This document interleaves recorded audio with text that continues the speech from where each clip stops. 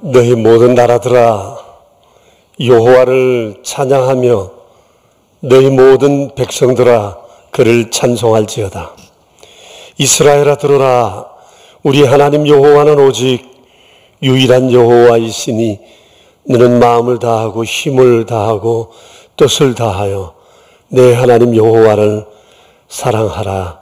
아멘. 이제 우리 함께 전심으로 하나님을 찬양합시다.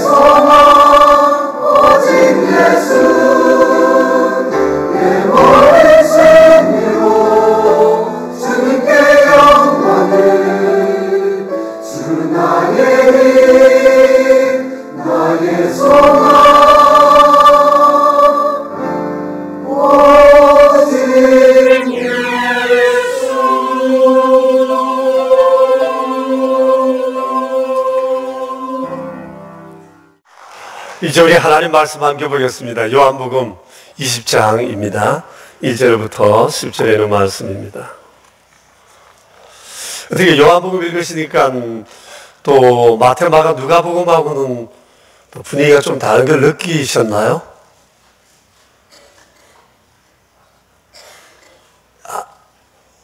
읽으시긴 하셨죠? 읽고 계시죠? 네. 우리 20장, 우리 1절부터 10절에 있는 말씀 함께 받아드리겠습니다. 안식 후 첫날 일찍이 아직 어두운 때에 막달라 마리아가 무덤에서 와서 돌이 무덤에서 옮겨진 것을 보고 시몬 베드로와 예수께서 사랑하시던 그 다른 제자에게 달려가서 말하되 사람들이 주님을 무덤에서 가져다가 어디 두었는지 우리가 알지 못하겠다니 베드로와 그 다른 제자가 나가서 무덤으로 갈새 둘이 같이 다름질 하더니 그 다른 제자가 베드로보다 더 빨리 달려가서 먼저 무덤에 이르러 구부리어 세마포 놓인 것을 보았으나 들어가지는 아니하였더니 시몬 베드로는 따라와서 무덤에 들어가 보니 세마포가 놓였고 또 머리를 샀던 수건은 세마포와 함께 놓이지 않고 딴 곳에 샀던 대로 놓여 있더라. 그때야 무덤에 먼저 갔던 그 다른 제자도 들어가 보고 믿더라. 그들은 성경에 그가 죽은 자 가운데서 다시 살아나야 하리라 하신 말씀을 아직 알지 못하더라. 이에 두 제자가 자기들의 집으로 돌아오니라. 아멘. 여러분, 오늘 말씀을 읽으시면 여러분 반복되는 단어가 하나 나옵니다. 무덤이라는 단어입니다. 무려 7번 나옵니다. 예수님의 무덤에 관한 말씀인데요. 예수님의 시신이 없어진 채 무덤이 비어 있었다라고 하는 그 내용이 오늘 본문엔 기록되어 있습니다.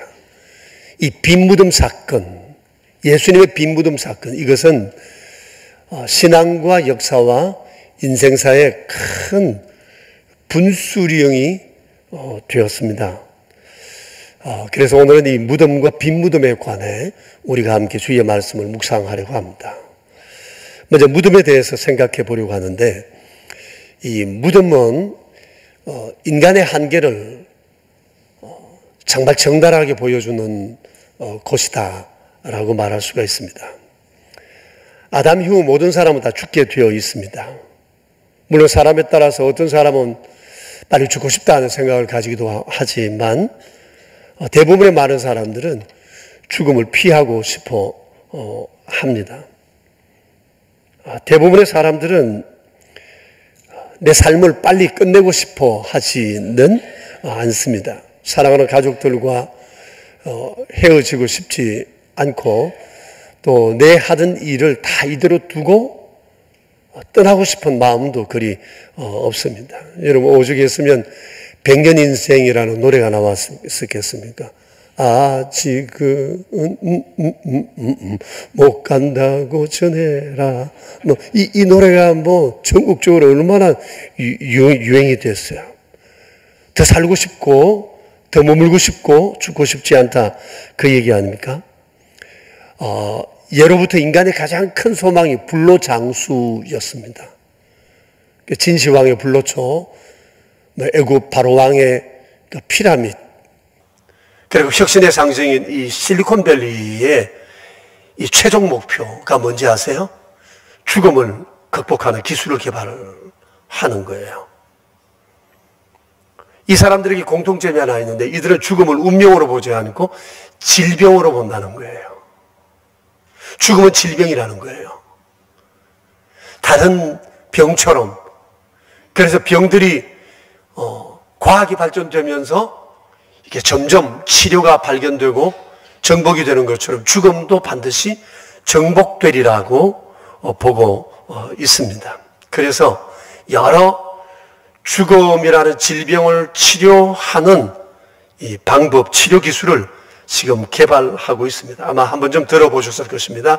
이런 얘기들. 유전자 가위, 줄기세포, 광유전자, 브레인 업로딩, 다시 한번 뇌를 새롭게 하는 어떤 그런 뇌를 부팅시키는 어떤 기술들, 이런 것에 관한 내용입니다. 물론 이런 내용들이 과학적으로 충분히 검증된 것은 아닙니다만은 이 일을 통해서, 이런 기술을 통해서 노화를 방지하고 뇌의 정보를 읽고 그것들을 잘 보존해 나가겠다고 하는 것이 실리콘밸리의 마지막 야심이라고 말할 수가 있습니다. 그래서 실리콘밸리의 이 재벌들은 일을 개발하는 일에 그들의 돈을, 투자를 아끼지 않고 있다는 그런 얘기를 들었습니다. 이 기술이 개발되면 인간은 100세가 아니라 500세까지도 살 수 있게 될 거라고 그럽니다. 500살. 끔찍하지 않으세요? 어떤 분들은 상당히 관심이 있어 보이는데 한번 500살까지 한번 살아보세요. 500살 생일상까지 다 차려 먹고 오세요. 저 먼저 갈 테니까. 여러분, 그래, 사람이 500살까지 수록 산다 칩시다. 그럼 그 다음에 또 어떡할 겁니까? 인간은 죽습니다. 이것이 인간의 운명입니다. 인간은 태어나면서부터 죽게 되어 있습니다. 죽음을 향해 간다고 할 수 있습니다. 이게 인간의 운명입니다. 자, 그런데 이 인간의 운명에 획을 그은 사건이 있습니다. 그것이 바로 예수님의 빈 무덤 사건입니다. 예수님의 빈 무덤이 주는 가장 큰 메시지는 뭐냐? 무덤이 인간 운명의 끝이 아니다 라고 하는 거예요. 예수님의 빈 무덤은 인간의 이 운명의 새로운 변화와 기회를 가져다 주었다 할 수 있습니다. 자, 그러면 여러분, 오늘 우리가 성경에서 보는 이 성경의 이 빈 무덤에 대한 현장을 우리가 다시 한번 보았으면 좋겠어요. 자, 예수님께서 십자가에 못 박혀 돌아가신 지 사흘째 되던 이른 아침에, 오늘날로 말하면 주일 이른 아침입니다. 막달라 마리아가 예수님 무덤을 찾아갔어요. 근데 예수님 무덤에 갔는데 무덤 앞에 있던 큰 돌이 굴려져 있는 것을 보게 된 것입니다. 아마 정황으로 보아서 예수님의 무덤은 바위를 절개해서 만든 아주 특별한 무덤이었던 것 같습니다. 마태복음에 볼 것 같으면 아리마다에 살고 있는 부자 요셉이라는 사람이 자기를 위해서 만들어 놓았던 가묘를 예수님께 제공했다라고 얘기가 기록되어 있습니다. 자, 그런데 문제는 여기에 정성껏 모셔둔 예수님의 이 시신이 없어졌다는 거예요. 그 앞에 보통 큰 돌로 막아두고 견고하게 열 수 없게 해두는데 큰 돌도 굴려져 있었고 예수님의 시신이 없어졌다는 겁니다. 머리에 썼던 수건과 몸을 감쌌던 세마포도 그대로 있는데 예수님의 시신이 없어졌어요. 그래서 구절을 보면 예수님이 살아나셨다고 이에 대해서 말씀하고 있습니다. 막달라 마리아가 무덤에 갔다가, 그것도 새벽에 갔다가 무덤이 열려있는 그 모습을 보고 이 여인이 얼마나 놀랐을까라고 하는 것을 우리가 충분히 짐작해 볼 수 있습니다. 현장 분위기로 보아서는 마치 자다가 빠져나간 듯한 그런 상황이었다 말할 수가 있습니다. 자, 예수님의 무덤은 비어 있었습니다. 이 빈 무덤, 이것은 예수님의 죽으심과 부활에 매우 중요한 정표가 되었고 하나님의 창조 이후 가장 위대한 사건이다 말할 수가 있습니다. 이처럼 예수님의 이 빈 무덤 사건은 인간의 운명에 새로운 획을 그었습니다. 무덤이 인간의 운명의 끝이 아니다. 죽었던 자도 다시 살아날 수 있다라고 하는 것을 보여준 사건이기 때문에 그렇습니다. 예수님께서는 죄로 말미암아 저주와 죽음 가운데 살아가는 이 저주와 죽음을 운명처럼 안고 살아가야만 했던 이 인간에게 새로운 살 길을 열어주셨던 거예요. 이로써 인간은 100년이 아니라 500년이 아니라 영원히 살아갈 수 있게 된 겁니다. 자, 그런데 이 운명이 내 운명이 되는 유일한 조건이 하나 있습니다. 그것은 예수님을 믿는 것입니다. 예수님에 대한 믿음입니다. 이에 대해서 요한복음 3장 16절에는 이렇게 말씀하고 있습니다. 같이 한번 읽어봅시다. 하나님이 세상을 이처럼 사랑하사 독생자를 주셨으니 이는 그를 믿는 자마다 멸망하지 않고 영생을 얻게 하려 하심이라. 믿습니까? 요한복음 5장 24절 또 같이 읽읍시다. 내가 진실로 진실로 너희에게 이르노니 내 말을 듣고 또 나 보내신 이를 믿는 자는 영생을 얻었고 심판에 이르지 아니하나니 사망에서 생명으로 옮겼느니라. 아멘. 아멘. 여러분, 이 말씀은 세상을 창조하시고 인간을 지으신 우리 하나님께서 새로운 인생 운명에 대한 선언이에요. 너무나 놀라운 내용이 아닐 수가 없어요. 그런데 새로운 이 운명의 길을 향해 들어가는 길은 오직 하나예요. 그것은 예수님을 믿는 거다. 이렇게 말씀하고 계세요. 그런데 예수님은 십자가와 부활로 우리의 새로운 인생을 개척해 주셨다라고 말할 수가 있습니다. 그러니 인간을 위한 최고의 선물은 주님의 십자가와 부활이시다. 그렇게 생각할 수 있을 것입니다.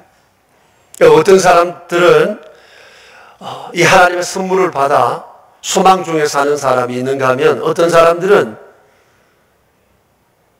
이것을 믿지 않으므로 오직 눈에 보이는 것만 쫓아 살아가는 사람들이 세상에 너무 많습니다. 그래서 믿지 않는 사람들 가운데는 죽음에 대해서 너무나 태연하게 말하는 사람들이 많이 있습니다. 죽음을 아무렇지도 않게 생각하거나 죽음에 대한 동화적 상상을 하는 사람들이 있습니다. 예컨대 이런 얘기입니다. 사람이 죽으면 별이 된다. 그리고 이번에 스티브 호킹 전번에 돌아가시고 난 다음에 신문에 대문짝만하게 나왔습니다. 별을 좋아하는 그가 별이 되었다. 참 기가 막힌. 입이 있으니까, 머리가 있으니까 상상이었다 하겠지만, 이런 동화적 상상을 해요. 사람은 죽으면 별이 된다. 지구가 아닌 다른 곳에 가서 살게 된다. 죽으면 그대로 연기처럼 사라진다. 또 사람은 죽으면 다시 다른 곳으로 태어나게 된다.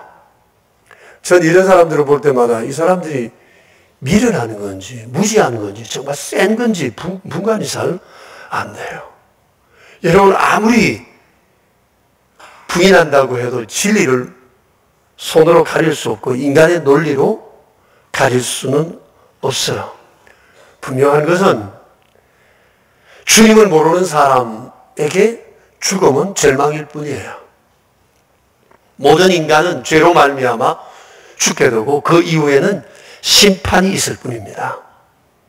그것은 지옥의 형벌이고 천국처럼 영원히 살아있으나 영원한 고통 속에 지내야만 하는 것입니다. 그때 그곳에 가서야 사람들은 비로소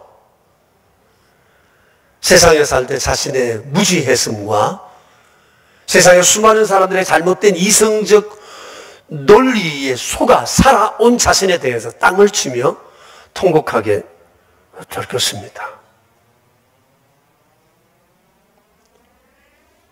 예수님은 십자가 부활을 통해서 인간의 운명을 새롭게 개척하셨어요. 이 길은 믿음으로 갈 길밖에 없어요. 그래서 그리스도인에게 있어서 죽음이란 천국을 향한 안에 들어가는 문일 뿐이에요. 이에 대해서 예수님께서 이렇게 말씀을 하셨습니다. 같이 읽어봅시다. 너희는 마음에 근심하지 말라. 하나님을 믿으니 또 나를 믿으라. 내 아버지 집에 거할 곳이 많도다. 그렇지 않으면 너희에게 일렀으리라.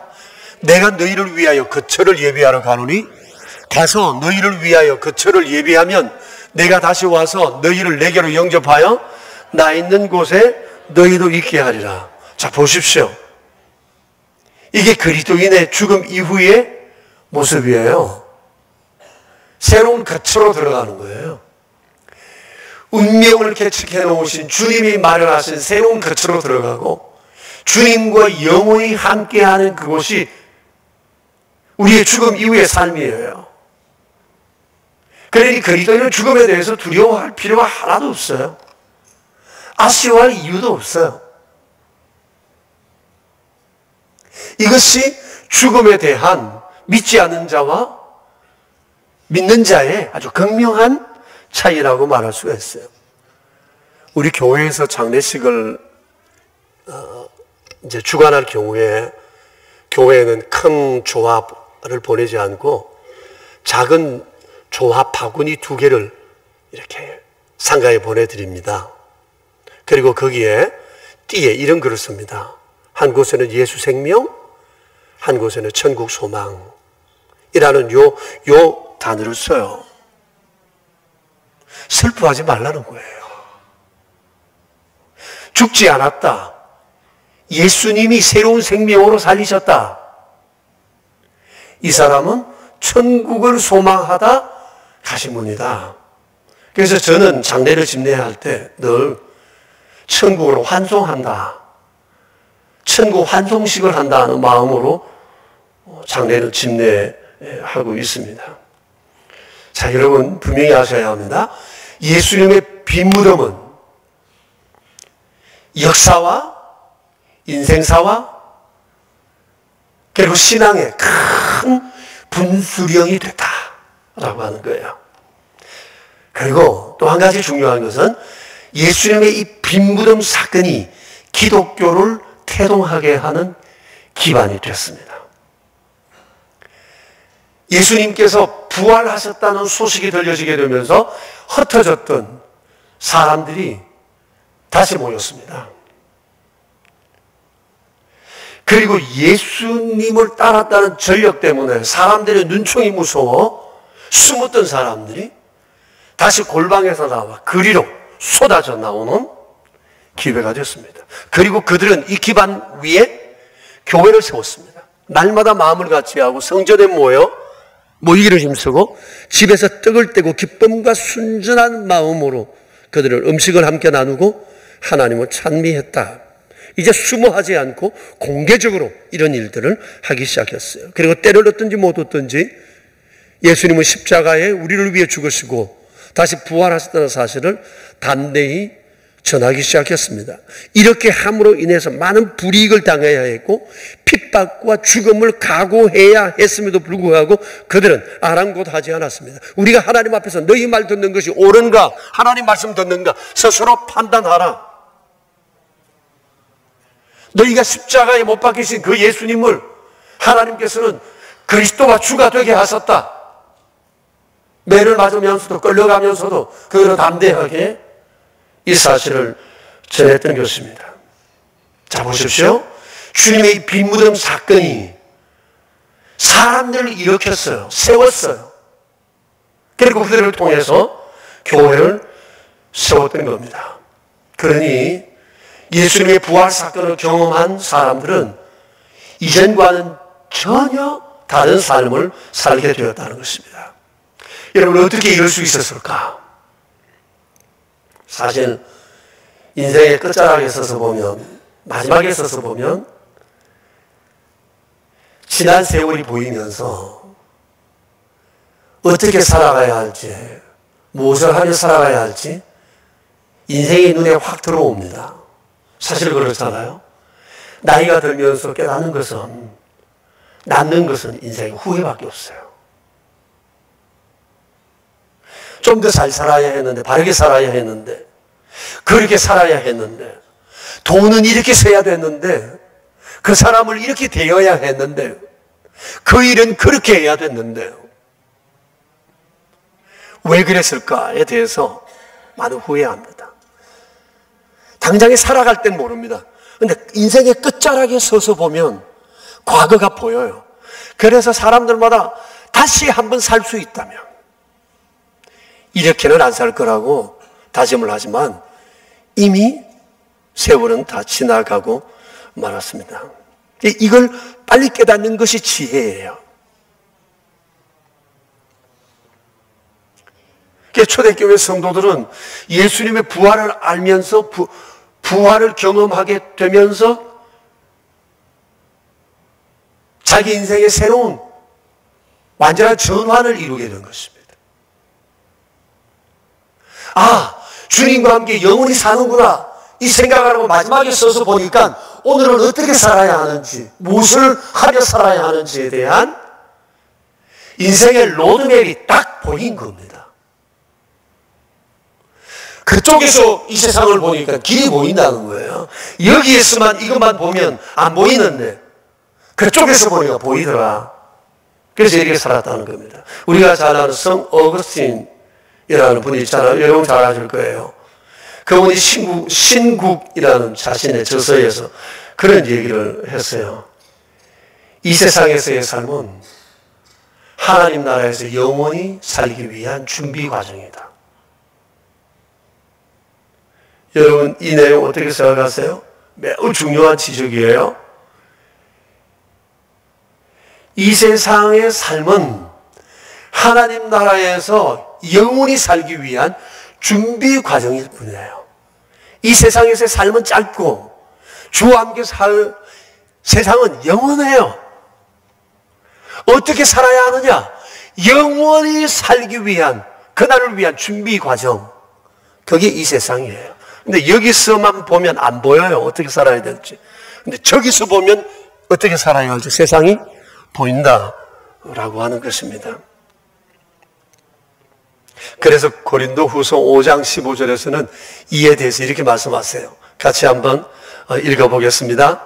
그가 모든 사람을 대신하여 죽으심은 살아있는 자들로 하여금 다시는 그들 자신을 위하여 살지 않고 오직 그들을 대신하여 죽었다가 다시 살아나신 이를 위하여 살게 하려 함이니라. 여러분 다시 한번 보세요. 이 구절 다시 한번 보십시오.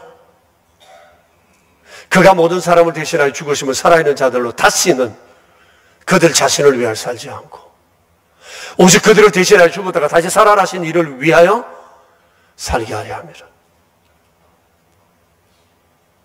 예수님께서 십자가에 죽으시고 부활하신 목적이 있습니다.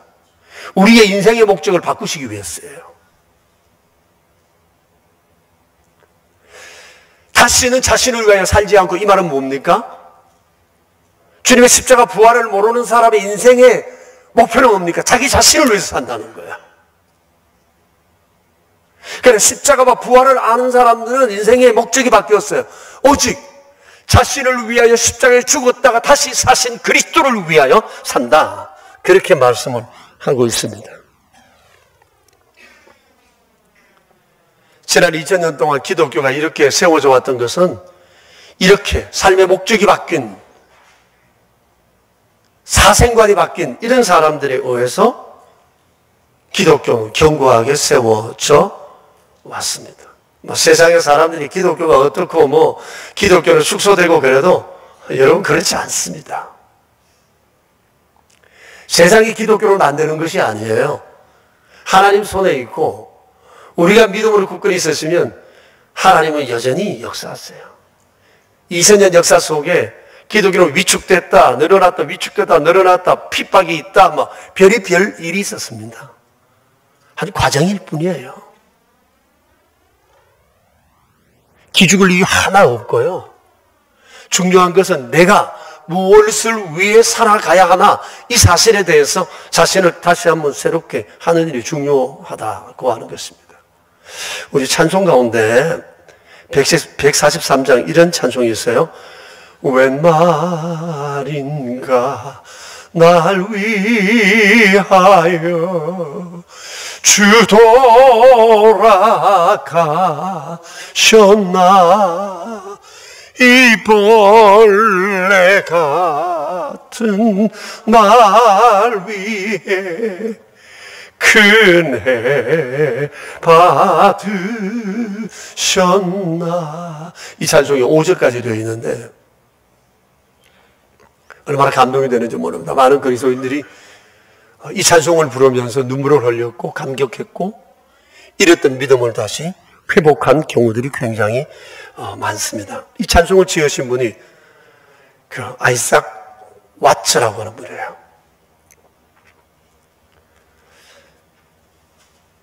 참 많은 찬송시를 썼어요. 제가 찾아보니까 우리 찬송가에만 해도 이분이 쓴 찬송시가 12곡입니다. 이렇게 많이 기록된 게 없어요. 12곡이 있습니다. 예를 들면 이런 곡이에요. 목소리 높여서 주 찬양하여라. 큰 영광 중에 계신 주 나 찬송합니다. 기쁘다 구주 오셨네. 만백성 맞으라. 주 달려 죽은 십자가.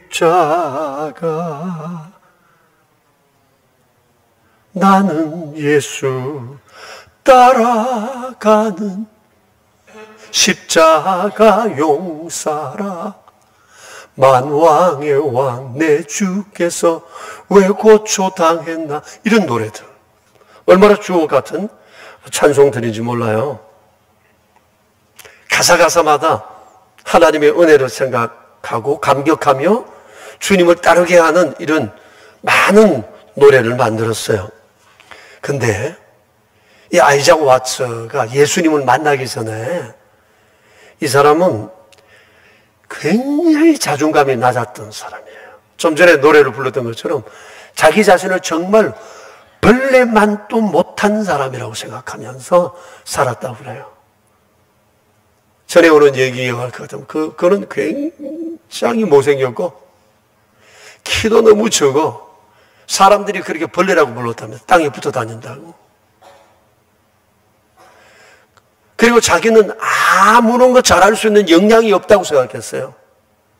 나는 잘하는 것이 없다. 그래서 그는 자기 자신을 굉장히 안 좋게 보았어요. 자존감이 너무 낮았어요. 그런데 하나님의 사랑을 알고 예수님을 통해 하나님께서 자기에게 베푸신 은혜를 생각하니까 막 자기 자신이 너무 놀라운 존재예요. 그때부터 한 번도 자기 자신을 우습게 본 적이 없고 허술하게 여기지 않았다고 합니다. 그래서 이분이 그때부터 주의 은총을 생각하면서 글을 쓰기 시작했는데 그게 찬송가 가사가 되었어요. 그러면서 자기의 은사를 발견한 거예요. 그리고 평생 수많은 찬송가 가사를 쓰면서 수많은 사람들 속에 믿음의 불을 붙이면서 인생을 살아가게 되었던 겁니다. 헌신한 거예요. 5절에는 이런 가사가 있습니다. 늘 울어도 눈물로서 못 갚을 줄 알아 몸 밖에 드릴 것 없어 이 몸 바칩니다. 사람이 주님을 만나면 인생의 목적이 바뀌어요. 왜 사는지를 알아요. 사람이 주님을 만나면 자기 자신이 달리 보여요. 그러면서 무엇을 해야 하는지, 어떻게 살아가야 하는지를 알게 되는 거죠. 참 아름다운 일이에요. 주님이 우리에게 놀라운 선물을 주신 거죠. 우리 교회가 후원하고 섬기는 사역 가운데 거리의 천사들이라는 단체가 있어요. 이 로고 많이 봤죠. 밖에도 거리의 천사들 잡지도 있는데 1997년도 IMF가 터지면서 수많은 가장들이 거리로 쏟아져 나왔는데 그들을 살리기 위해서 세운 단체가 이 거리의 천사들입니다. 갑자기 어려운 상황 속에 가정이 깨어지고 이혼하고 그렇게 돌아올 것을 찾지 못해 방황하다가 결국 노숙자가 되고 말았습니다. 처음부터 노숙자는 없습니다. 노숙자로 태어나는 사람도 없습니다. 환경 속에 인생의 목적을 잃어버릴 때 그런 거리로 나는 노숙자가 되는 것입니다. 그래서 집으로 돌아가지 못한 노숙인들이 길거리에 차고 넘쳤습니다. 그래서 이들을 돕기 위해서 지난 20년이 넘도록 거리의 천사들은 나뿐 아니라 밤에 나가서 위기 속에 있는 노숙인들을 돌보기 시작했습니다. 우리 교회가 이 단체와 함께한 세월이 한 7년 정도 되고 우리가 한 5년 전부터는 우리 교회가 좀 더 본격적으로 이 사역을 감당해 오고 있습니다. 3년 전 우리 교회가 창립 30주년이 되던 해 우리는 서울 그 종로구 이화동에 이분들을 위해 러브 피플 하우스를 우리가 세웠습니다. 그 후에 많은 노숙인들이 그곳에 머물면서 자활하고 독립을 했는데 그 중에 한 형제 얘기를 이 아침에 여러분께 해드리려고 합니다. 그 형제는 금년 봄에 우리 교회에 와서 세례를 받고 세례 간증을 했던 형제입니다. 그리고 지금도 성찬 성례전이 있는 주일이면 낮에도 저녁에도 언제나 우리 교회에 와서 본인의 그 감격, 세례받은 우리 교회에서 하나님의 은혜를 새롭게 경험하고 합니다. 이 형제는 원래 58세입니다. 사업을 했고 만나보면 얼마나 명철하고 똑똑한지 모릅니다. 근데 사업을 하다가 실패하고 좌절하다가 가정이 깨어졌어요. 그래서 부인과 이혼을 하고 집을 나왔는데 딸아이가 결혼한다고 했을 때 자기가 가려고 했지만 부인이 오지 못하겠어요. 당신이 오면 내가 안 간다. 그래서 다시는 이혼하면서 다시는 가족들과 만나지 않기로 서로 약속하고 헤어졌기 때문에 그 뒤로는 가족의 소식을 모른 채 살아오고 있습니다. 거리의 천사들을 만나기 전에 그는 자신의 이름도 신분도 다 탈색이 되어버린 상태 속에, 소멸된 상태 속에 살았습니다. 건강도 아주 안 좋았습니다. 당뇨와 고혈압이 굉장히 위험 수준에 있었고 한쪽 눈은 실명이 되었습니다. 죽기 위해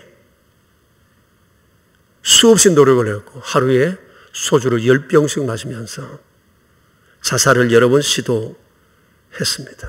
그러던 중에 우리 거리의 천사들, 사역자들에게 발견되어 그가 러브피플 하우스로 오게 되었습니다. 거기서 돌봄을 받으면서 성경 공부를 하고 성경 속에 완전히 들어가게 됐어요. 사로잡히기도 그러는 가운데 주의 영의 충만함을 받고 이 사람이 거듭났습니다. 그러게 되니까 그렇게 즐기던 소주를 한순간에 끊을 수 있었고 건강도 얼마나 많이 회복되었는지 모릅니다. 그런데 이 형제가 세례받고 난 다음 날부터 거리로 나갑니다. 낮에. 그리고 노숙인들이 모여있는 곳에 가서 자신의 경험을 돌려주며 용기를 주며 복음을 전하고 있습니다. 그들에게 말합니다. 나도 얼마 전까지만 해도 거리에 있었다. 난 아무런 희망이 없다고 생각했고 술이 나의 친구였다. 그러던 중에 자살을 하고 있는 중에 내가 거천을 거리의 천사들을 만났다. 거리의 천사들을 통해서 내가 예수님을 만났고 지금 너무 행복하다. 예수님께서는 나의 죄를 다 용서하셨고 이를 위해 십자가에 달려 돌아가셨고 천국에서 영원히 살게 하시려고 주님은 살아나셨다. 당신도 예수님 믿으면 이런 복을 받게 된다. 예수님 믿자. 얼마나 뜨겁고 감동적으로 자신의 경험과 함께 그들에게 복음을 전하는지 모릅니다. 그 형제가 이런 얘기를 해요. 목사님, 제 안에 주님이 계셔서 주님이 나를 움직이고 계십니다. 노숙인 사역으로 하나님께서 나를 부르신 것 같습니다. 나같이 완악한 사람이 이런 일이 아니겠으면 저는 주님을 만날 수가 없었을 것입니다. 그래서 그런지 이 형제가 얘기하면 노숙인들이 귀를 열고 듣습니다. 그리고 이 형제를 통해서 러브피플 하우스로 와서 돌봄을 받는 노숙인들이 점점 늘어가고 있습니다. 이런 중에 이 형제에게 좋은 일이 생겼어요. 우리의 거리의 천사들에서 이 형제의 신분을 회복시켜 주었어요. 그리고 장애인이라고 하는 것을 이제 등록을 하면서 장애 수급을 받게 됐습니다. 그리고 얼마 전에 LH 공사로부터 주거 지원을 해주겠다는 그 허락을 받았어요. 그게 한 9,500만 원짜리 그 전세집, 종로구 이화동 그 산꼭대기에 있는 그런 집인데 보증금이 필요했어요. 500만 원. 근데 저도 몰랐는데 우리 교회 한 형제가 자기도 모르게 헌금을 했는데 그게 이 사람의 주거 지원비로 사용되게 되었어요. 그렇게 해서 이 형제가 돌아오는 다음 주일 11월 18일 날 드디어 독립을 하게 돼요. 우리의 거리의 천사들에서는 이런 생각을 했어요. 이 형제를 우리의 거리의 천사들 정식 직원으로 영입하자. 그래서 독립하는 날로부터 이 형제는 거리의 천사들 인턴 직원으로 쓰기로 했어요. 그러면서 이제 정식 직원으로 서려고 그렇게 생각을 합니다. 자, 보십시오. 절망 속에 된 이 형제가 예수님을 통해 운명이 바뀌었어요. 그저께 거리의 천사들 대표인 안기성 대표로부터 연락이 왔어요. 죽을 준비가 됐는데 살림살이가 없다. 명성 가족들이 좀 도와줬으면 좋겠다. 광고해달라. 그래서 제가 말씀드릴 테니까 여러분 잘 들어보시고 후원을 결심해 주셨으면 좋겠어요. 시간이 없어요. 오늘이 한정입니다. 오늘까지만 신청을 받습니다. 이런 겁니다. TV, 세탁기, 가스레인지, 전자레인지, 에어컨, 전기밥솥, 이동식 오디오, 냄비, 프라이팬, 물론 한 사람이 다 해도 되지만 난 우리 교우들 하나씩 이렇게 해줘. 너무 많으면 이 형제가 다 쓸 수도 없어요. 또 혼자 쓸 거니까 너무 큰 것도 못 받아요. 꼭 새 것이 아니어도 괜찮아요. 깨끗하면 쓰시던 것도 괜찮습니다. 제2의 인생을 58세에 시작해요. 독립을 하는 거예요, 드디어. 우리의 격려가 큰 힘이 되지 않을까. 지원하실 분들은 행정실에 오셔서 작정을 하시고 금주중에 교회를 가져오든지 현금을 갖다 주든지 알아서 하시면 되겠습니다. 자, 여러분, 오늘 우리는 예수님의 빈 무덤에 대해서 봤어요. 예수님의 빈 무덤 사건은 인생의 운명의 역사에 큰 획을 그었어요. 큰 분수령이 된 것입니다. 이 일로 인해서 하나님은 모든 사람에게 새로운 살 길을 마련해 주셨어요.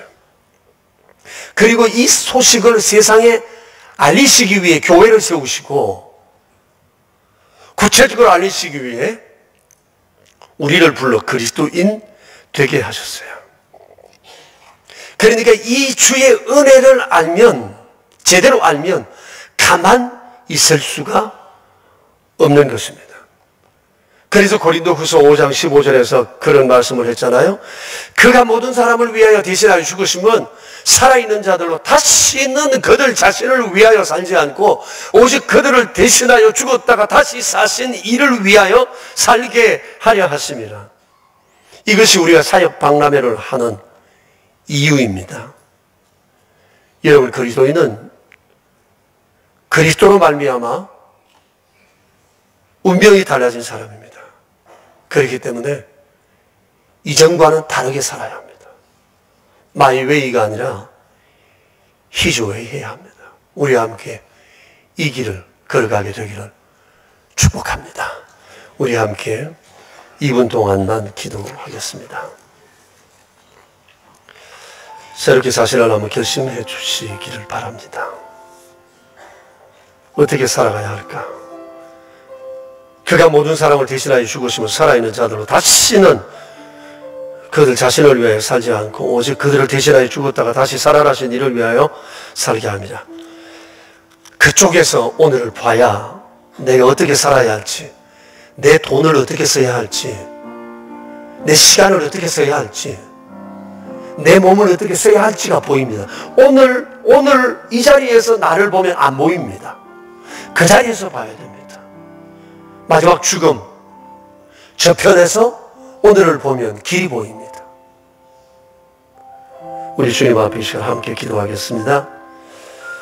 주님, 연약한 우리 주님, 주님, 우리 새롭게 하소서. 그분이 여기소서. 아버지 사랑하는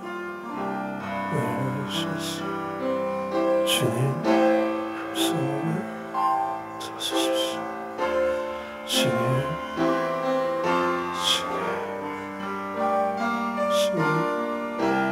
우리에게 새로운 것이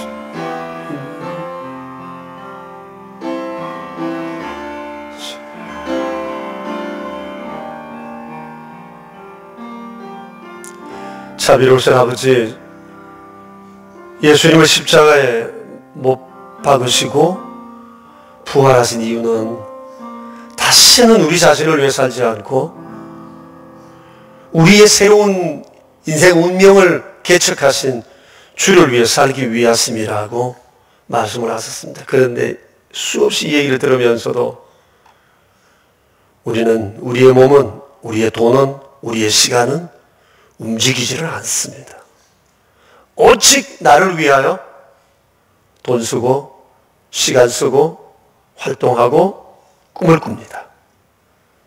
회개합니다. 너무나 잘못했고 너무나 이기적이었고 천국의 백성이라 말하면서도 천국 없는 사람처럼 살아왔습니다. 주여, 오늘 사역 박람회가 있는 날입니다. 우리 다시 한번 주님 앞에 정말 제대로 결심하고 주를 위해 사는 것이 무엇인지를 제대로 나타내 보여주는 그런 아름다운 인생들이 다 되게 하옵소서. 예수님의 이름으로 기도드립니다. 아멘. 아버지 하나님, 그저 감사한 것밖에 없습니다. 이렇게 저희를 쓰시겠다 말씀하시니 감사합니다. 마땅한 일임에도 주님은 오늘 우리를 권고하여 이 은혜의 자리로 부르셨습니다. 주 앞에 결심한 바를 이루어 주시고 살아가는 날 동안 오직 우리를 위하여 죽으시고 부활하신 주를 위해 사는 저희 되게 해 주십시오. 우리의 시간과 물질과 우리의 몸과 삶을 주께 드려 사는 저희 되게 하여 주시옵소서. 오늘 이 아침에도 구별하여 예물을 드립니다. 11조 예물을 온전히 구별하여 드리며 또 감사 예물과 주전 헌금을 드립니다. 오른손 헌금과 완단한 선교 헌금과 사랑의 식탁과 1,000번째 예물과 또 의모와 비전센터 건축을 앞두고 구별하여 드리는 손길도 있습니다. 주여 기억해 주시고 크게 복 내리시며 주의 거룩한 도구 되어 살아가게 하옵소서. 우리 구주 예수 그리스도 이름으로 기도드리오며 이제는 만왕의 왕 되신 주 예수 그리스도의 은혜와 만복의 근원 되신 아버지 하나님의 크신 사랑과 성령님의 교통하심이 모인 저희들과 명선의 가족들과 주님의 몸 되신 교회 위에 이제로부터 영원히 함께 계시옵기를 간절히 축원하옵나이다. 아멘. 주님을 지키시고